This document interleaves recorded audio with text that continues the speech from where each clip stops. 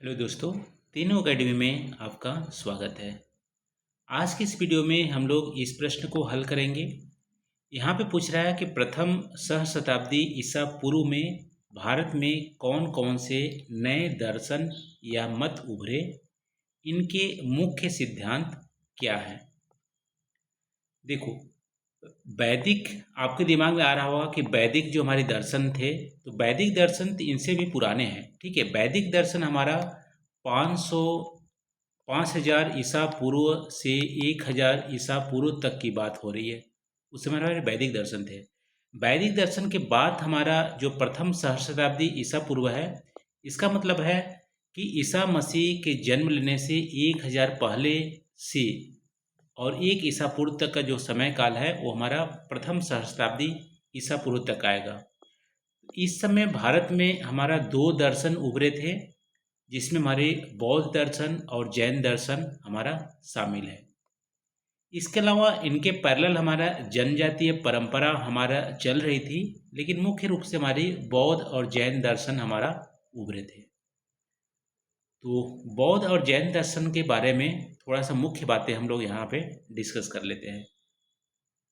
बौद्ध धर्म के संस्थापक की बात करें तो बौद्ध धर्म के जो संस्थापक थे सिद्धार्थ गौतम थे।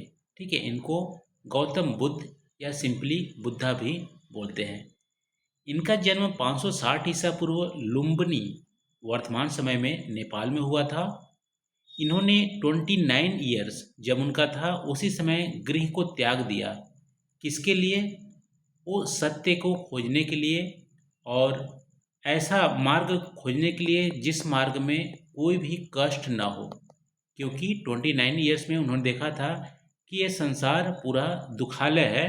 और एक सन्यासी को देखा था, सन्यासी को देखने के बाद उनको पता चला कि ये सन्यासी बहुत खुश है। तो उसी मार्ग को ढूंढने के लिए उन्होंने गृह को त्याग दिया जब वो 29 ईयर के थे। और उन्होंने कठिन तपस्या किया और बोध गया में जो पीपल वृक्ष है उसके नीचे उनको ज्ञान प्राप्ति हुई। ज्ञान कौन सी प्राप्ति हुई? कि कष्ट का निवारण क्या होगा।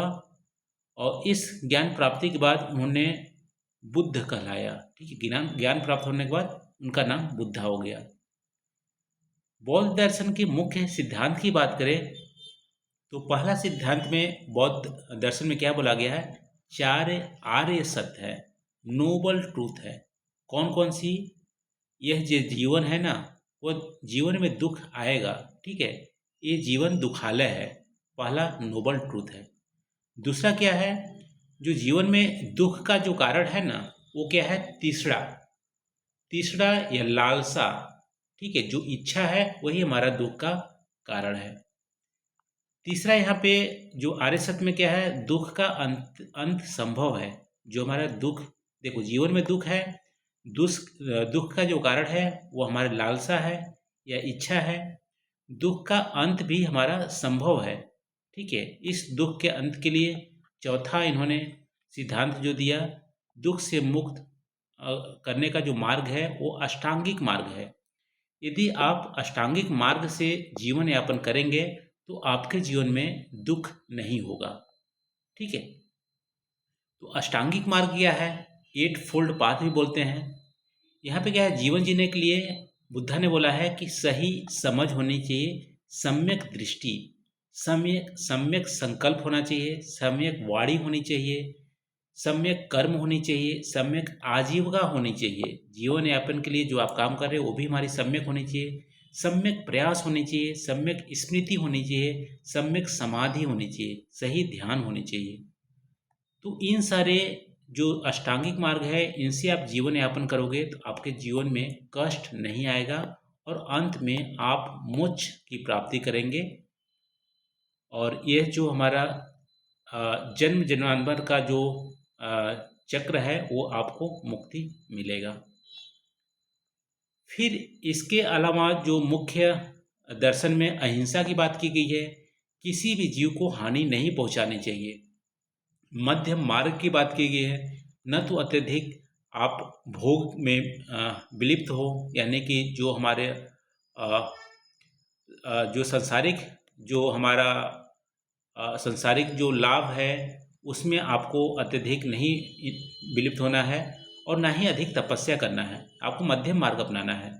करुणा और मैत्री का भी सिद्धांत दिया। सभी प्राणियों के प्रति दया और मित्रता का भाव रखना चाहिए। ये हमारा बौद्ध दर्शन हो गया।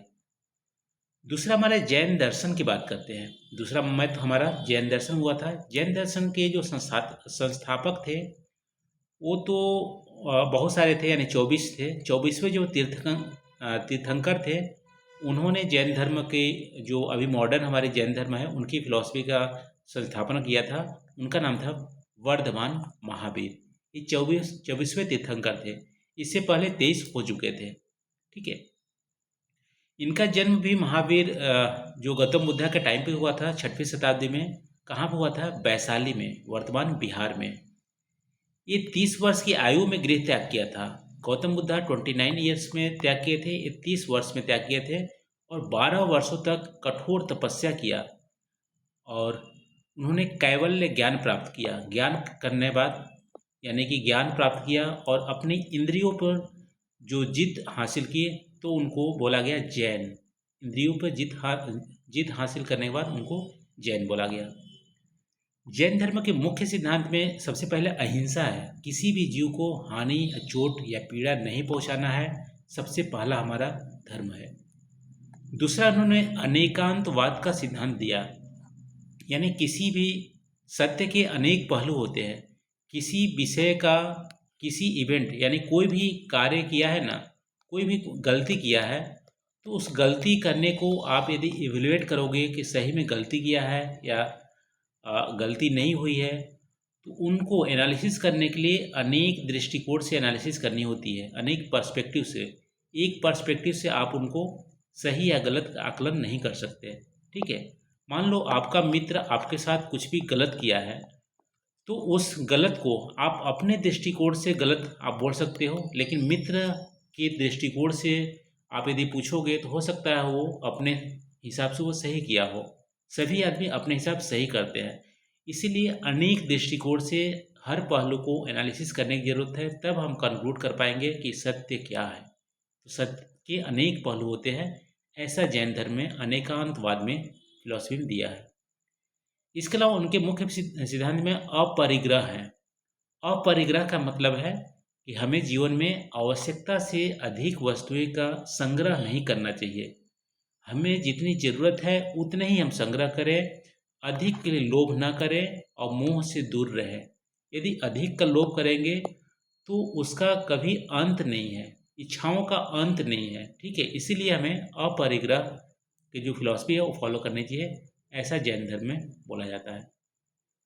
फिर जीवों की समानता की बात कही गई है। सभी जीव चाहे छोटे हो या बड़े, सबको समान रूप से हमें समानता देनी है, समान रिस्पेक्ट देनी है।